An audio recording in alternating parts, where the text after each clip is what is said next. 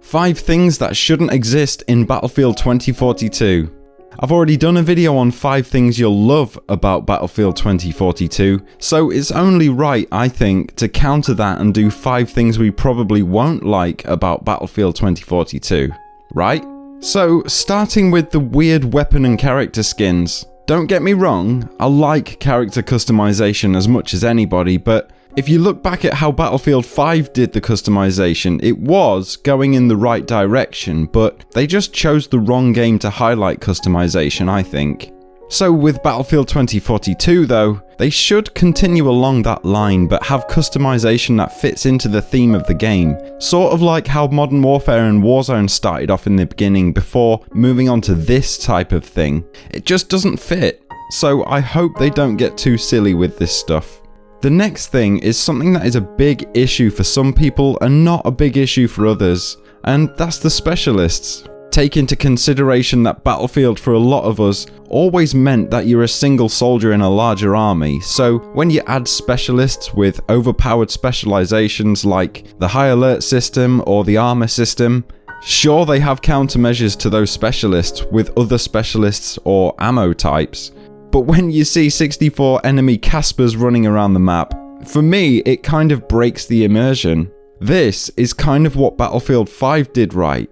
You had your different factions and classes, but you also had different soldiers to pick from within those factions. And then you could customize that soldier as you wanted to, but they still belong to that specific faction. But in 2042, it doesn't look like that's the way it's gonna go for this time.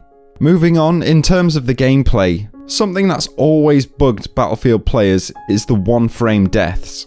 Unfortunately for us, this happens to everyone because the time to kill is pretty fast, the time to death is low, and it all rides on how good your connection to the server is. So what looks to you like you're shooting the right amount of bullets into a player looks like a one-frame death to them. In this day and age, it's not an uncommon problem for online gaming. That's why there's such thing called peeker's advantage and things like that. It's the exploit of the internet connection not being able to transfer the information quickly enough. So you get the one-frame deaths or peeker's advantage. It sucks, but it will most likely be there even in Battlefield 2042, so I think we've just got to live with it.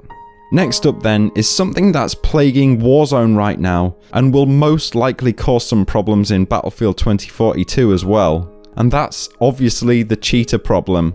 I'm sincerely hoping DICE have learned something from Warzone and they're going to invest in a decent anti-cheat. I mean, I know cheating is always going to be in the game. That's just part of online gaming, which it really sucks. But I hope they keep as much of a lid on cheaters as they can. Cheating is part of the reason I've been giving Warzone a long break recently, and I'm sure I'm not the only one. So please DICE, do the right thing here.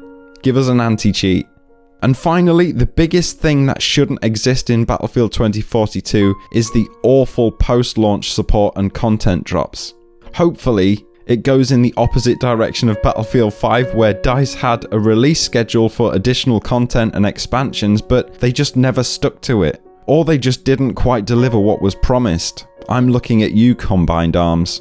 I sincerely believe though that they're going to put all of their efforts into this game and give us a great post-launch support because they've worked so hard on this game for 3 years and it's a massive passion project for them. I think the majority of the Battlefield community are behind them for it, which just fuels that fire to provide the best experience they can give. All they need to do at this point is have a word with their marketing team because we're getting all of our information about the game from Tom Henderson. And he doesn't even work for DICE, which, in my opinion, that's just stupidity. So despite all of these things that shouldn't exist in Battlefield, but probably will exist in Battlefield, I will still be pre-ordering the game because I think the things that I love will far outweigh the things that I don't love, which you'll find in this video here. Thanks for watching, hit the like button if you like this, subscribe for more, and I'll see you all in the next one. Toodaloo!